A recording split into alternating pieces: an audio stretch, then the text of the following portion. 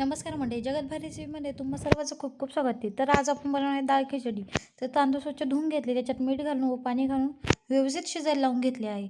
नंतर कुकर ठेवला आहे. कुकरमध्ये भिजवलेली मुगाची डाळ घातलेली आहे व थोडंसं पाणी घातलेलं आहे व त्याच्यात मीठ घालायचं आहे. ते व्यवस्थित शिजवून घ्यायचं आहे. तर असं छान प्रकारे आपलं शिजून झालेलं आहे. तर कढई ठेवली आहे तापायला. कढईमध्ये तेल घालणार आहे.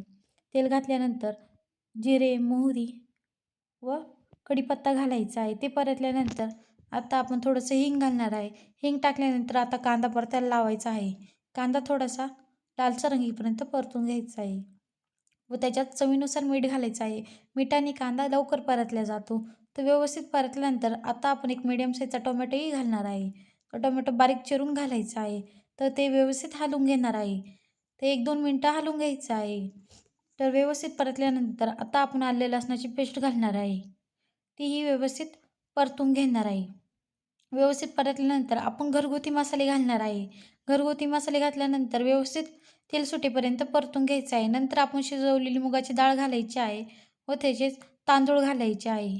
अर्थात भात आपण शिजवून घेतला आहे तोही घालणार आहे. तर व्यवस्थित खालीवर मिक्स करून घ्यायचं आहे.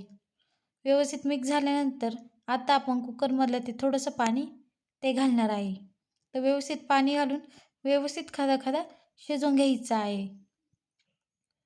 तर थोडासा ओलावी ठेवायचा आहे. तर व्यवस्थित आपला भातही तयार झालेला आहे. नंतर आता आपण वांग्याचे काप करणार आहे. तर वांगी घेतले आहे मी अर्धा किलो. तेही व्यवस्थित कापून घेणार आहे. तर व्यवस्थित कापून घेतलेले आहे. तर अशा प्रकारे माझ्याकडे 2 वांगी होती. ते व्यवस्थित कापून घेतले आहे. थोडं जाडसरही ठेवायचं आहे. तर अशा प्रकारे व्यवस्थित आपले वांगे कापून झालेले आहे. नंतर एक बाउल घेणार आहे. त्याच्यात अख्खे वांगे टाकणार आहे. वांगे टाकल्यानंतर अद्रक लसूणची पेस्ट घालणार आहे. ते सगळी वांग्यांना व्यवस्थित लावून घेणार आहे. तर अशा प्रकारे सगळ्या वांग्यांना आलं लसूणची पेस्ट लावून घ्यायची आहे.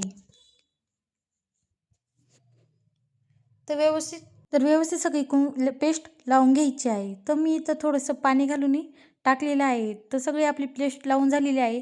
नंतर घालणार आहे कॉर्नफ्लॉवर, रवा, लाल तिखट व चवीनुसार मीठ घालायचं आहे व त्याच्यात तुम्ही चिकन टिक्का मसालाही वापरू शकता, पण मी वापरलेलं नाही. तर इथं मी सगळं व्यवस्थित मिश्रण लावून घेणार आहे. तर व्यवस्थित सगळीकडून असं पसरून व लावून घ्यायचं आहे.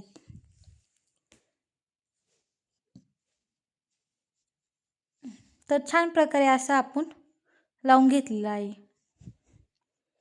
तर एक एक करता आपले सगळे वांगे इथं तयार होत आहे. कोणी म्हणणारही नाही हे वांगे आहे, सेम मच्छीसारखी टेस्ट लागते. तर इथं मी कढई तापायला ठेवली आहे. कढईमध्ये तेल घातलेलं आहे.